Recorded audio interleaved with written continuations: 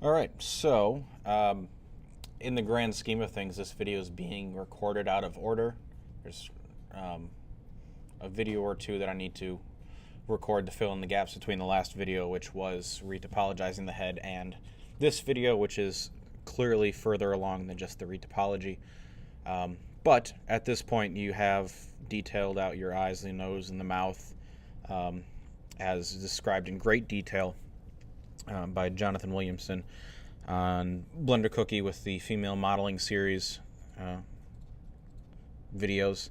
You've attached the ear, which I provided because, again, we don't have the time to go through the modeling of the ear, and I didn't want to give you that extra bit of homework. But we've got the eyes, the ears, and the nose in there. We have the placeholder eyeballs, which will actually be homework this week to do better eyes than these. But these are good placeholders to get a feel for the character. So next is we're going to take this mesh and we are going to attach it to the body. So let's see, my body is on 1, my head is on 3, and I have reference images on 4. I'm going to move the, actually the first thing that I'm going to do is I'm going to join the eyeballs to the head mesh, just because it's going to be easier to transform everything if it's stuck together at the same mesh. So I'm going to select the eyes, and then I'm going to shift select the head so that the head is the lighter orange, and then hit Control J, and now they are the same mesh. Then I'm going to hit M and move it to the first layer.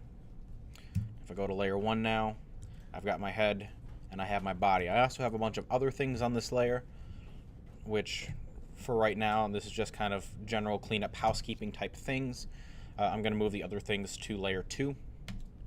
So I'm going to select this and the arm and the pants and the belt and the boots, and if I zoom in here, the boot rivets and the boot buckles as well. Then I'm going to just hit M and move those to layer 2. Alright, so now if I go, I just have this on layer 1. I also haven't covered the arms yet, which I will, I promise. But our task at hand is connecting the head to the neck, and we can see that there's a couple of extra things here that we don't really need. Actually first let me select the head, and then select the body.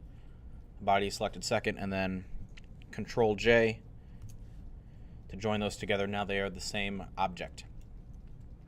Now I can tab into edit mode and we can see what's happening. Alright. So the first thing that I notice is I don't need this big old edge loop right here. That's extroverts, and I will end up joining it a little bit different, in a different way later. The next thing is kind of figuring out the right head position for where the torso is. So one of the things that I can do is bring up my background images and the side image right here, and it should be coming up. I don't know why it isn't, probably because it doesn't know where it is. So I need to relink my side reference image, which will be currently here and here, body, torso. Nope, that's not it. Where did I put it? Alright, so I found my reference image finally. And I can use this to kind of approximate where the head should be in relation to the torso. So I'm going to hover over the head mesh. I'm going to hit L to select everything that's linked to it. Then I'm going to shift select, or actually, I could actually just circle select the eyeball because I want that to follow the head. I'm going to rotate the head down a little bit so the nose and the chin kind of line up a little bit better. I'm going to move it down a little and just try to get it to start feeling right. Right now I'm okay with the scale, but I might change that later. And I know later that once this gets connected, the neck is going to be too long, but again, that'll be a change that we make a little bit later once we get it connected and we can kind of look at it as a completed whole. All right, so I've got that connected. or not connected, but more or less in place.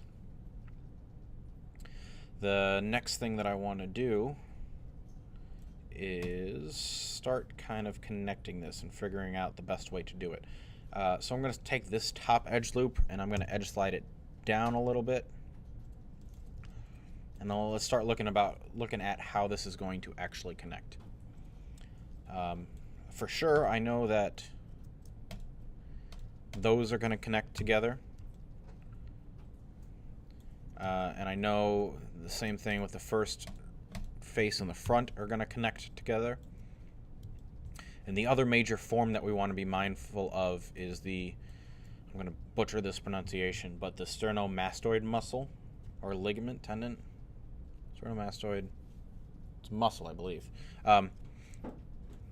Yeah, again, showing my spectacular anatomy knowledge. Anyway, it runs from behind the ear down to the front of the neck. So if you kind of turn your head to the side, you can feel it running in this direction. So we need to have that connected, and ideally we actually have a couple of continuous faces that will run this way. All right. So that might mean making a couple of changes to the head mesh, but we'll see how it goes as we get there. I think what I actually might do. All right. I guess it should also be noted at this point that depending on your model and the definition and the detail, you may need this geometry, or if it's going to be a more low poly model, you don't need to specifically define in the topology this muscle. But for our instances, I think we will. And I'm going to bring it, let's bring it from, I think we'll go here to here, I think is what we'll do. And so there's a couple things I need to do in preparation of that. I'm going to select these verts, and I'm going to delete them. And I'm going to select this edge loop. If I zoom in here, maximize my viewport too. I'm going to select this and delete those verts as well. And one more higher, I think. I think I had just too much geometry for this point. I went a little too far earlier. So delete those. All right. So I want this to meet up with this.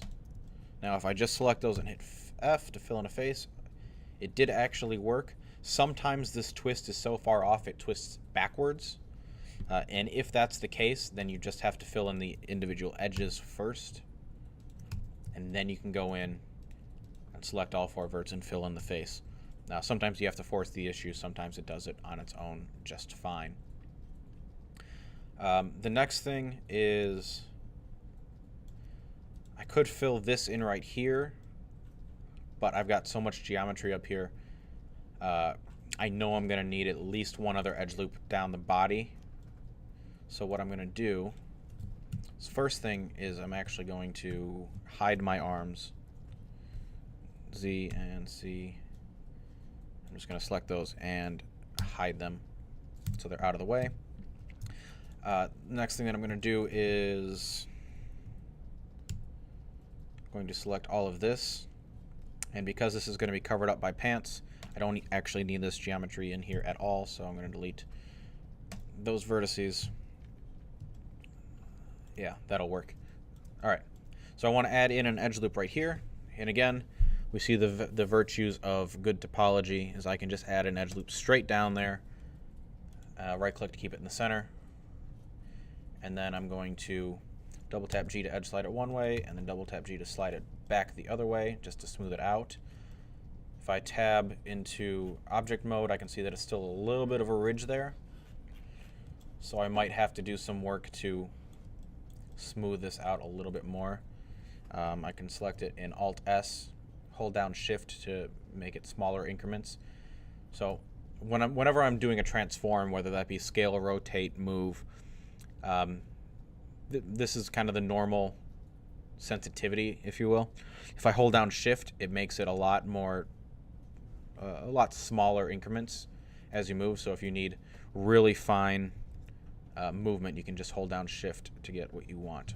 And so as I'm doing this, I'm not watching this edge, I'm watching the side of the mesh without the mesh visible, so that I can see how the transforms alter the smoothness of it. So I'll scale it out a little bit. I might have to come down here, I'll select large chunks of this and just edge slide these over a little bit, just to kind of even it out and smooth it out a bit, so that I maintain the good form that I had before. That looks better. It's still a little bit too much though. I think we need to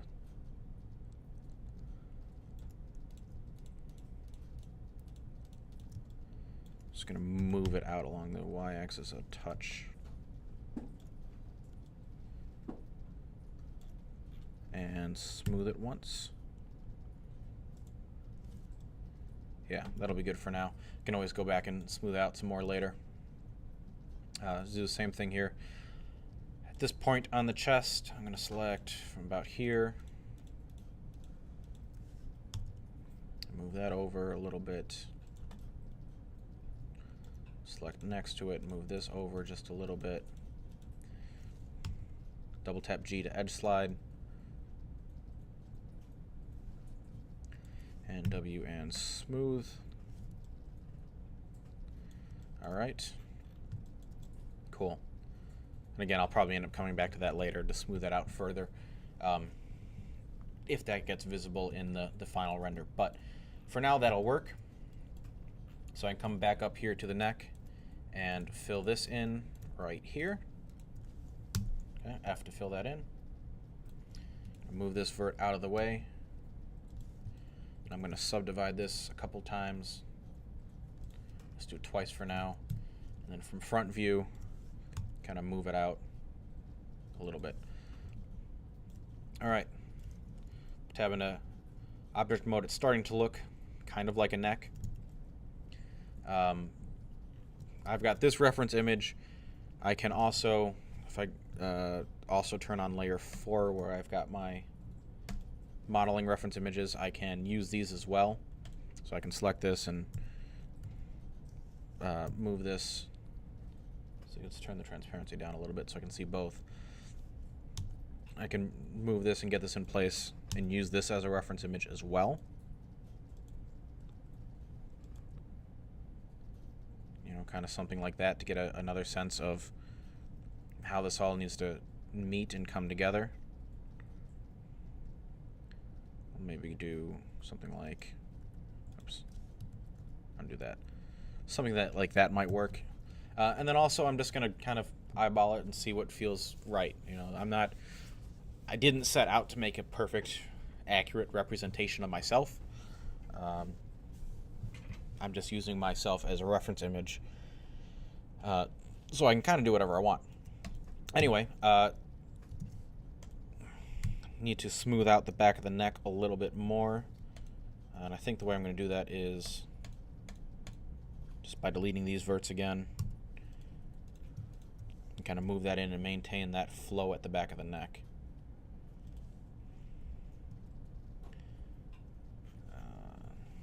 Something like that. We can adjust that later as we need to. All right, hide that for now. All right. So let's continue filling this in.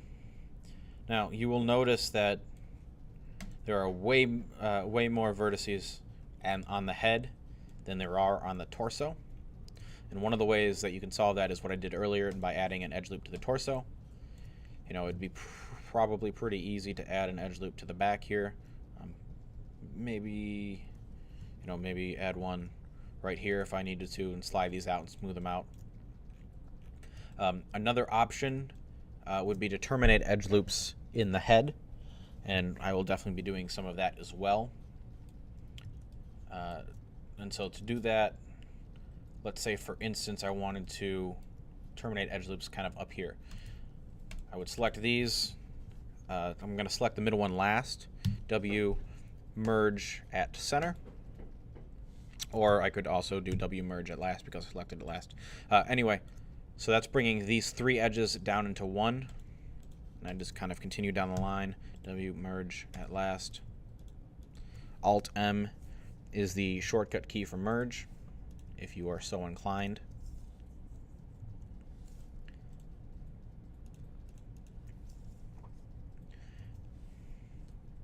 Okay, so you'll see these diamond quads, and actually I need to go to the back view. Control 1 on the number pad will take you to back view. I'm going to edge slide this up, and then select these 2 triangles and hit F to fill that as a quad. You will see these diamond quads on heads a lot. Oftentimes, especially with more detailed head meshes, you will see them on the forehead or above the forehead. Hidden in the hairline is a good place to put them, because if there are any shading issues caused by the diamond quad, they'll be covered by hair or hats. It's also a good place to put them because the head or the skull cap scalp doesn't generally deform, so there's not going to be any issues with stretching in that location. So that's one place you can put them. We'll have a couple on the neck themselves as well, but that's a good way to reduce your geometry flowing down into the torso. All right, now I can select this, extrude this out to the side, fill this in, fill this in,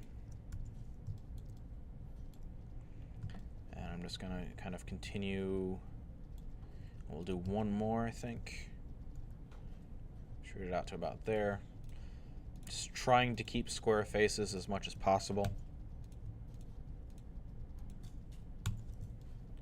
And then coming back and smoothing in any number of ways, either scaling along the normals with Alt S, or edge sliding, or W and smooth. Any of those options work to get the mesh that you want. Oops. No, not scale. W and smooth. Okay. Looking at it from all angles, trying to make sure that as I go along, I'm not going too far down the wrong path. All right, so next, let's see, let's fill that edge and subdivide it once to get this vertex, move that down and fill these in. Switch to edge select mode, make it a little bit faster. Fill that, fill that. All right, so now I've got 7 verts here, which is an odd number and not great for quads, so I need to either add or remove an edge loop. And I think what I'm going to do is add one, I think. We'll see what happens. I'll slide that up and I'll add one right here. And again, when I add it, I'm going to look at it from all sides and try to smooth it out a little bit. Should actually bring that forward anyway.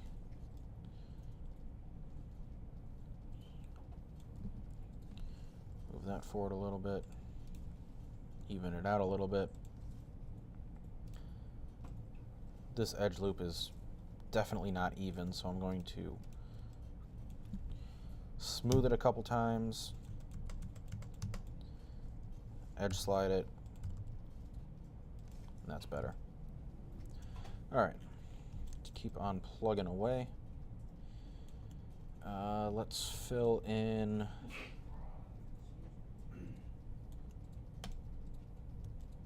see. Sometimes it can be helpful to draw out the edge flow that you're thinking of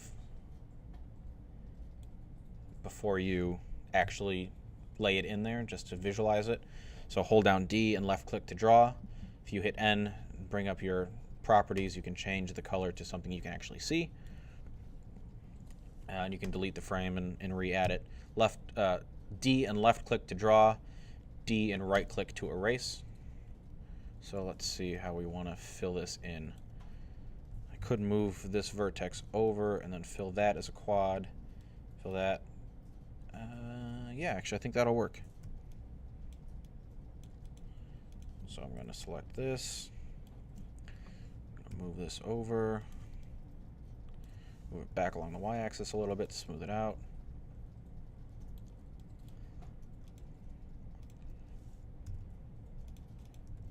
Move that over. And that over.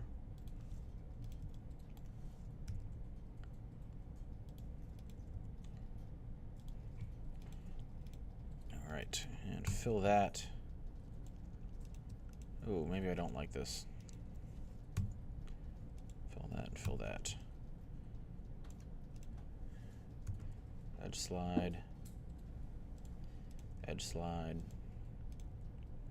Just move that in. This part of my shoulder is probably indented a little bit too much. So I'm going to select this edge right here. I'm just going to Alt-S and scale that out.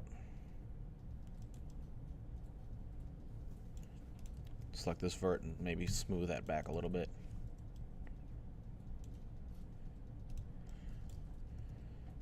And a lot of this is just kind of tweaky things, figuring out exactly what works and what gives you the effect that you want. I'm going to slide that down. I'm going to slide that up. All right, let's see what we can do about filling this in here. I know I'm going to need more diamond quads. I don't want to do it at the crease of the neck. Let's add in an edge loop right here. And then fill that and subdivide it. Bring that up. Extrude that up and fill that here. And this.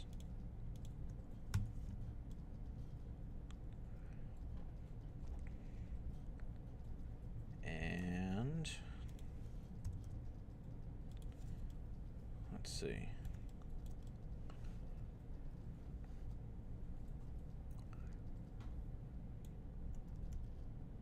Two, three, 4, 5, 6, 7.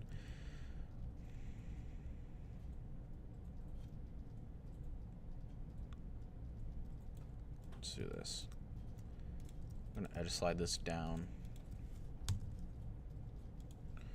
Add an edge loop right there. Alt-S. Edge slide to smooth it. Fill that in.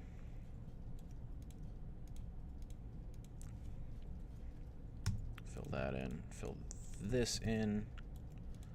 Fill this in. Whew.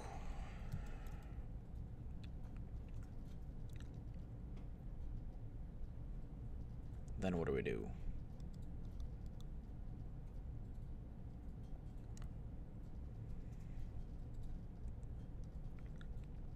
Let's try... I almost want another edge.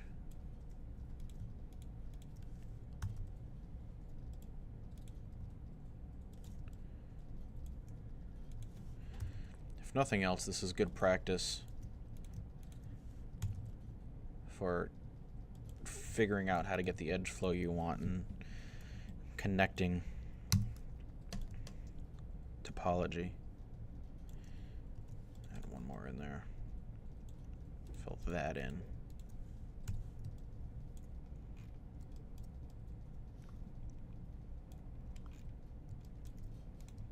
Fill that in. Let's see. This is going to look ugly for a second, but I'll see what happens when I smooth it out. I don't want that diamond quad there, though.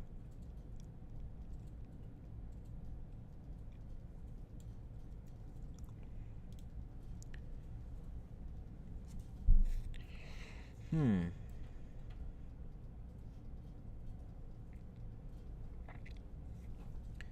hesitant to put a diamond quad at the corner of the neck because I know it's going to cause pinching and it's going to be ugly. Like that edge loop. I'll show you what it's going to look like and why it's bad. Okay. So you see how muddy and lumpy and gross this area looks?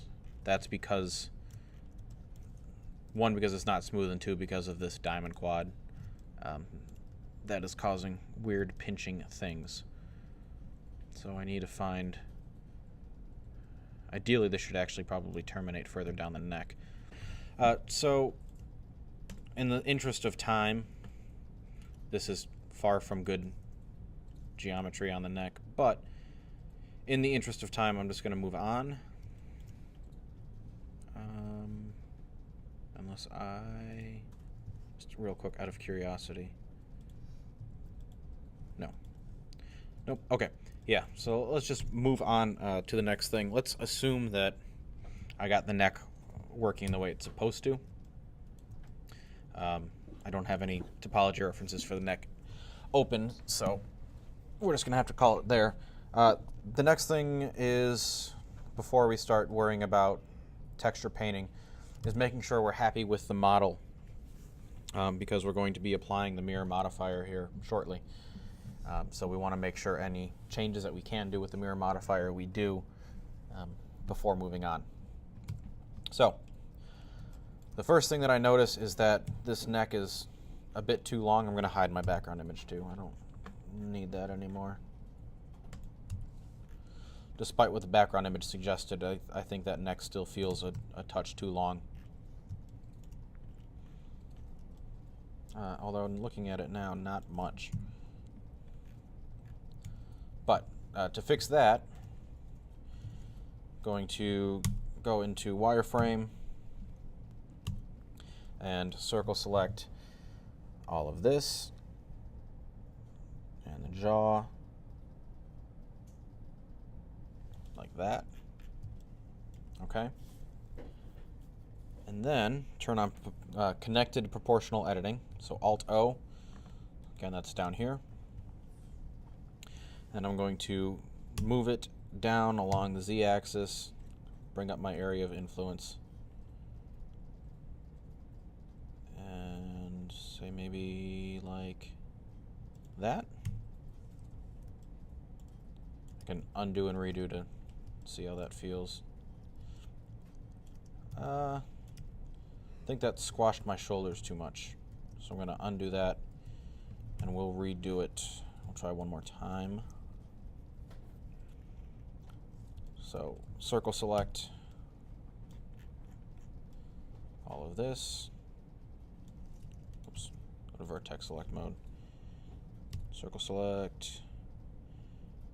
Actually, I will deselect that. GZ. Oops. Alt-O. GZ. Yeah, alright. That's better. I think it's just a little bit too tall. The next thing that I want to do is I'm going to check my head proportions. And the way that I'm going to do that is I'm going to create a reference guide in Blender. But first we need to know what the generally accepted head proportions are.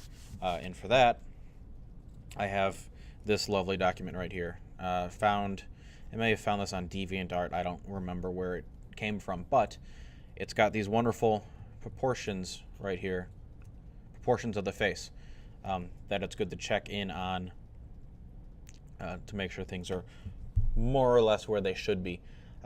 As with any guide to proportions, individuals will vary, but these are good rules of thumb to keep to make things, to ensure that things are looking natural. All right, so as we kind of do a brief once-over of this information, there's a couple of kind of key things to look for. The first is we divide the head in quarters from the front view. The eyes are centered on the two middle points on either side. Right, and the distance between them is equal to one eye. The next thing is the position of the bottom of the nose and the mouth. That is, the nose is 2/5 down the lower half. The mouth is 3/5 down. And then the ear as well. The top of the ear generally lines up with the top of the eye. The bottom of the ear generally lines up with the bottom of the nose. So let's create a reference template for that. I'm going to hit Shift-C to center my 3D cursor, and then Shift-A, add mesh cube. I'm doing this in object mode. I'm going to tab into edit mode, hit Z to go into wireframe, scale it down, and move it up so it covers the head. And what I'm going to do is I'm just going to scale it down in all three directions so that it is just large enough to fill the head. It can be larger, it doesn't have to be exact, but just, I can turn proportional editing off too, I don't need that on. But just so it covers the head. Actually, I lied, it does need to be fairly exact.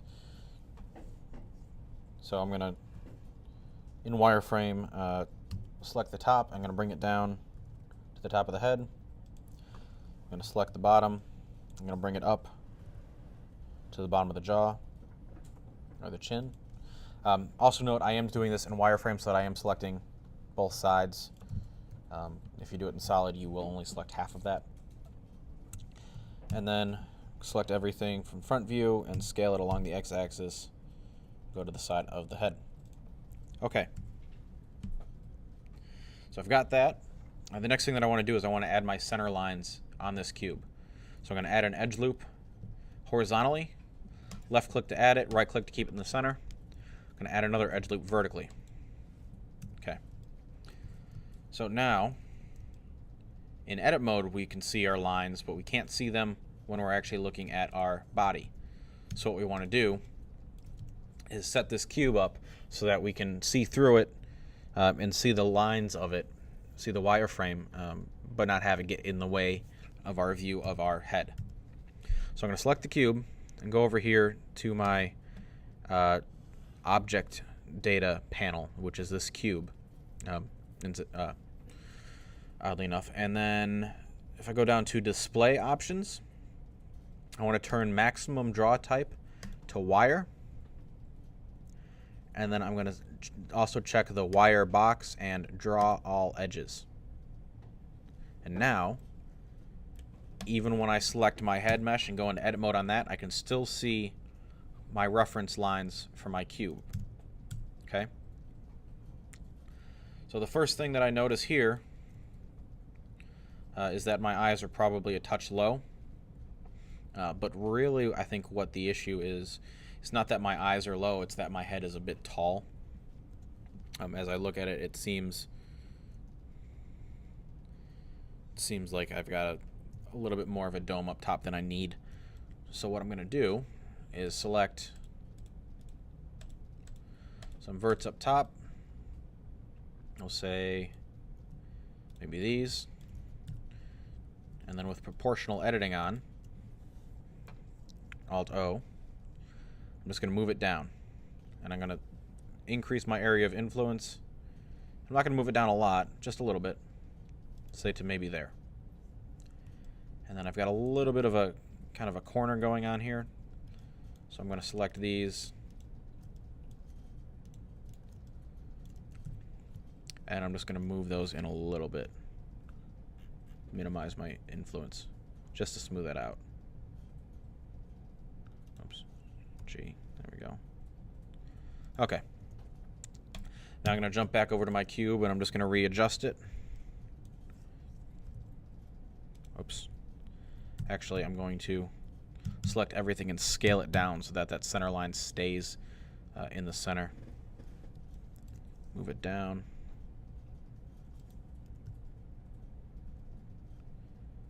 All right, that's pretty close. My jaw isn't super defined, so it's tough to figure out exactly where that bottom edge should be.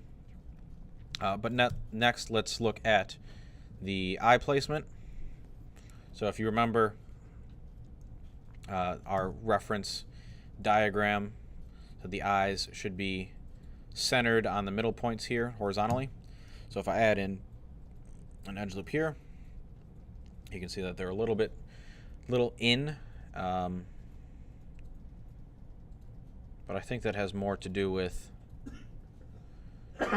once again, my bulbous head than anything. So I'm going to select the head mesh again, select these right here, and move it in along the x-axis just a little bit. Bring up my area of influence a little bit too to keep it smooth. All right. Go back to this and scale along the x-axis to keep it aligned. Oops. That's looking better. So if I want to move these eyes a little bit further out to the side, what I can do is gonna select this edge loop right here around the eye. And I'm going to select, or hit Control plus to grow the selection to about there. And then I'm also going to hover over the eyeball and hit L to select that whole thing. Okay, so I've got this selected. Actually, let me jump to my cube real quick.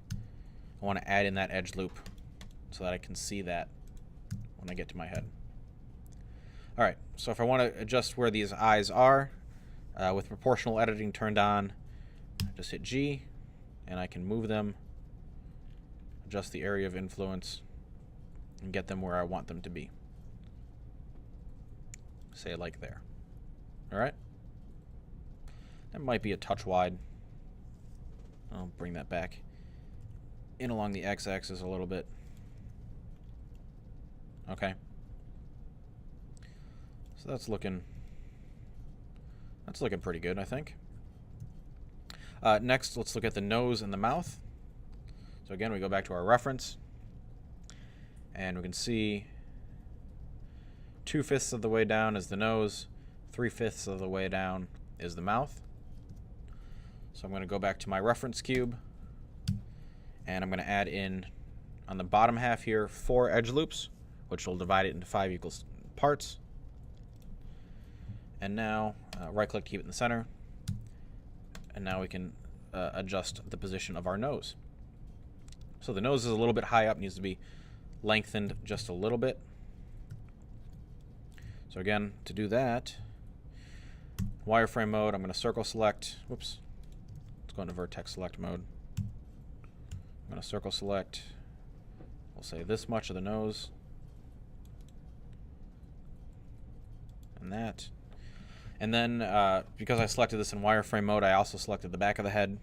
So I'm going to circle deselect, so that's C, and then middle click and drag to deselect that. And then proportional editing, I want this right here, this line, to be where this reference line is. So I'm going to G and Z and move it down, adjust my area of influence. Just like that. Okay. And then the same thing with the lips. I'm going to select this edge loop right here. And I'm going to hit Control plus to grow my selection to about there. And then G and Z and move that down. So the crease, or the crease between the lips is right on that line. Okay? And so then once I have that, I can hide my reference cube. And there is a more or less better face. Actually, I don't like where that moved my lips, so I'm going to undo that move.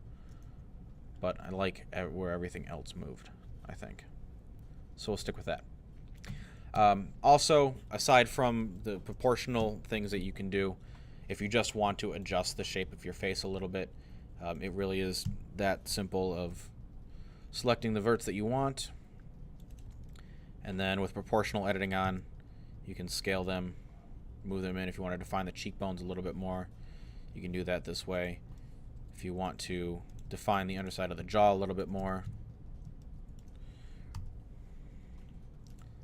might actually select a little bit more than that. You can do it this way. Okay, things like that. So make the tweaks that you want to make, and then we will move on to the next part.